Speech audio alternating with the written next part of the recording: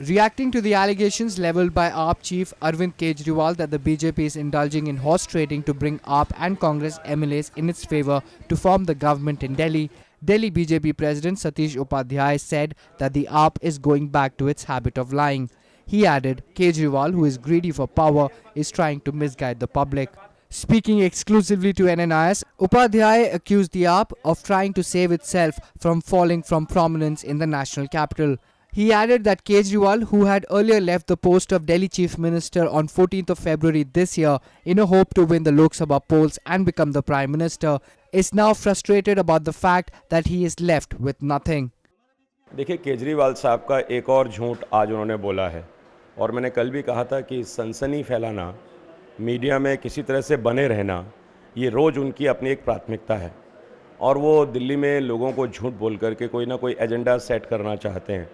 पहले उनकी इच्छा थी कि वो 7 रेस कोर्स में चले जाएं, इसलिए वो दिल्ली छोड़ के भाग गए। अब 7 रेस कोर्स नहीं मिला तो उनकी कोशिश है कि किसी तरह से वो अपना तिलक मार्ग बचा लें और इसलिए वो डबल स्टेटमेंट हमेशा देते रहते हैं।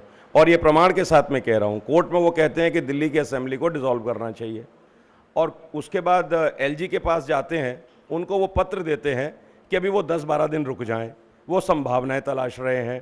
The Delhi BJP president also said that the AAP has a habit of levelling allegations on people randomly without any proof. He also condemned the party for questioning the integrity of the Lieutenant Governor. BJP के चाहने का कोई मतलब नहीं है। अगर lieutenant governor BJP को बुलाते हैं, सरकार कोई भी बना सकता है।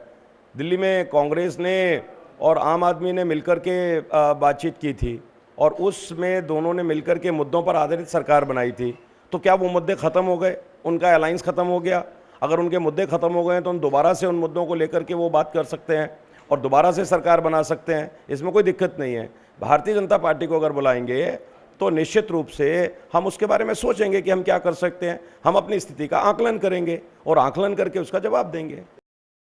Powered by NNIS.